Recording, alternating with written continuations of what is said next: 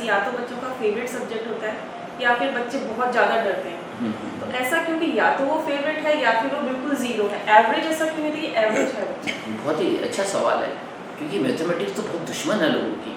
कुछ लोगों को तो इतनी हेट होती है, मैं देखता हूँ कुछ लोग तो उस मैथमेटिक्स की प्रेजेंस में अपने पैशन को भूल जाते हैं। अगर वो सब्जेक्ट मैथमेटिक्स अगर किसी कोर्स में है तो वो कोर्स ही नहीं करना चाहते, इतना घबराते हैं मैथमेटिक्स से। कितना महत्वपूर्ण सवाल है, क्योंकि अभी 12th का रिजल्ट आने वाला है और बहुत सारे बच्चे मेरे पास काउंसलिंग के लिए भी आने वाले हैं, पर वो एक माइंड बनाकर आते हैं और जब उसकी तह में जाके देखता हूँ तो मुझे ये बात पता चलती है कि वो मैथ्स को अवॉइड करना चाहते हैं, इसलिए वो कोर्स नहीं कर रहे हैं जो करना चाहते थे। तो मैथ्स इतना सब्जेक्ट और इसमें लोगों की इतनी खतरनाक साइकोलॉजी बन जाती है, वो अपने मन ही मन इतना मैथमेटिक्स के बारे में विचार कर करके उसे इतना कठिन बना लेते हैं जिसकी हद नहीं। तो ये होता क्यों है? देखिए, हम इंजॉय करना चाहते हैं।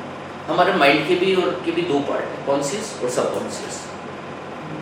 और ऐसा नहीं कि किसी आदमी के पास कॉन्शियस माइंड है और किसी के पास सबकॉन्शियस माइंड है। हर इंसान के पास कॉन्शियस माइंड है और सबकॉन्शियस माइंड है। और जो सबकॉन्शियस माइंड है या कॉन्शियस माइंड है उसकी भी दो पार्ट करें तो क्रिएटिव माइंड है, लॉजिकल माइंड है। तो हर आदमी के पास दोनों कैपेसिटी है, लॉजिकल माइंड वाली भी और क्रिएटिव माइंड वाली भी। लेकिन पता नहीं ईश्वर ने क्या फॉर्मेशन की है, किसी को लॉजिकल माइंड को इस्तेमाल करने की तरफ उसका इंटरेस्ट डेवलप हो गया और किसी को क्रिएटिव माइंड को यूज़ करने में आ जाता है। इसे मुझे लगता है एप्टीट्यूड का नाम दिया जाता है। ये हमारी स्वाभाविक प्रकृति बना के भेजता है गॉड। तो कोई पर्सन यदि क्रिएटिव है, उसे अगर लॉजिकल काम करने को कहोगे तो उससे भागने लगेगा, और कोई लॉजिकल पर्सन है उसे आप क्रिएटिव वर्क करना कहेंगे तो वो उससे भागने लगेगा।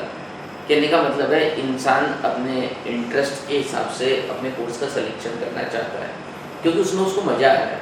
हम जीवन में वही काम करते हैं जिसमें हमें मज़ा आता है। तो जो क्रिएटिव माइंड वाले जो लोग हैं, जिनको रचनात्मक जिनका रवैया है, जो रचना करना चाहते हैं, जो क्रिएशन करना चाहते हैं, जो फॉर्मेशन करना चाहते हैं, इस तरह के लोग जो है वो मैथमेटिक्स से अवॉइड करना चाहते हैं। और हमें ऐसा बुरा भी नहीं मानना चाहिए, और उनको वो करना भी चाहिए कि उनको क्रिएटिव साइड में बढ़ने दें, क्योंकि वो क्रिएटिव साइड को एंजॉय जहाँ हम एंजॉय करेंगे वहीं हमारी एनर्जी जाएगी। हम किसी चीज़ को एंजॉय नहीं करेंगे तो वो एनर्जी वहाँ जाएगी नहीं, और जाएगी तो ज़बरदस्ती, और उससे वो रिजल्ट भी नहीं मिलेगा। लेकिन फिर भी क्या करें कि कुछ ही कोर्स में तो वो सब्जेक्ट है मैथमेटिक्स, बनना चाहता है आर्किटेक्ट, और मैथमेटिक्स के बिना वो आर्किटेक्चर में फीचर बनता है, करे क्या? उस केस में किसी मनोवैज्ञानिक से मिलके उसके दिमाग में जो बेस्ट सब्जेक्ट की जो साइकोलॉजी है, क्योंकि लॉजिकल है ना इंसान तो, और बच्चों को बिना लॉजिक के समझाया भी नहीं जा सकता। ये कहना आसान है कि बेटा मैथमेटिक्स पढ़ो, लेकिन वो पढ़ क्यों नहीं पा रहा, उसे गहराई तक उस सवालों के जवाब तक जाना और वहाँ जाकर उसका जवाब निकालना ही बहुत महत्वपूर्ण है। तो मुझे लगता है कि उन्हें लॉजिकली कन्विंस करना बहुत ज़रूरी है कि माइंड की क्या कैपेसिटी है, और माइंड की कैपेसिटी जब समझ आ जाएगी तो हमें समझ में आ जाएगा कि हम तो 2-3% ही एक्सप्लोर कर पा रहे हैं अपने माइंड को, और वो वहाँ पे तो क्रिएटिव और लॉजिकल दोनों ही कैपेसिटी है माइंड के पास में।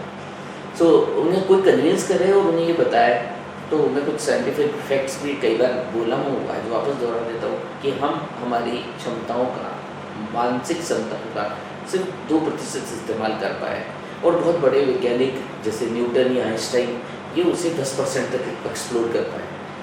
यानी हमें अपनी माइंड की कैपेसिटी का एक्सप्लोर करने की तरफ ध्यान देना चाहिए। कितना अजीब सी बात है, इंसान 1 लीटर पेट्रोल खरीदता है और उस 1 लीटर पेट्रोल का माइलेज तो चेक करता है कि उससे गाड़ी 70 किलोमीटर चली कि 100 किलोमीटर चली, लेकिन वो तो इस बात का चेक ही नहीं करता है कि आज जो माइंड में सुबह लेकर चला और मेरे पास जितनी बेहतरीन एनर्जी थी मैं उससे कितना एक्सप्लोर कर पाया। वो 2% पे तो नहीं, मोटरसाइकिल के माइलेज का तो 100% फोकस, लेकिन अपनी मेंटल एबिलिटी का फोकस सिर्फ 2%।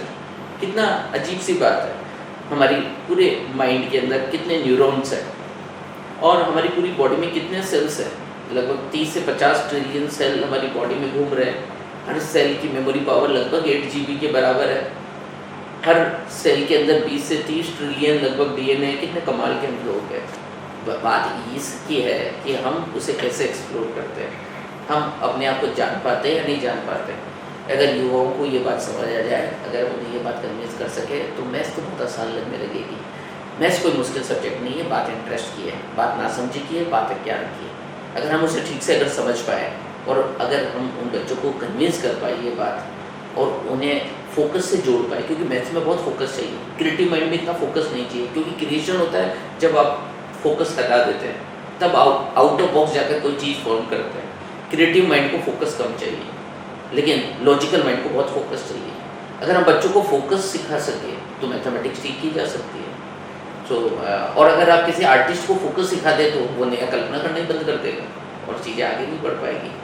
तो कहने का मतलब है कि अगर मैथमेटिक्स में भी हम अपने बच्चों को आगे लेना चाहते हैं तो एक तो काउंसलिंग समझानी पड़ेगी, और उस काउंसलिंग में भी अगर कोई मेन चीज़ समझाना पड़ेगा तो खुद की कैपेसिटी और खुद का कंसंट्रेशन कैसे डेवलप किया जाए वो समझाते ही उनको मैथमेटिक्स आसान लगने लगेगी। इसलिए मैथमेटिक्स को भी हम कैसे यूज़ करें, पर उनके पैशन और उनके इंटरेस्ट में उनको स्वाभाविक रूप से बढ़ते देना चाहिए, ऐसा मेरा सोचना है। बहुत बहुत धन्यवाद सर, आपने जो भी जानकारी दी उससे हम बहुत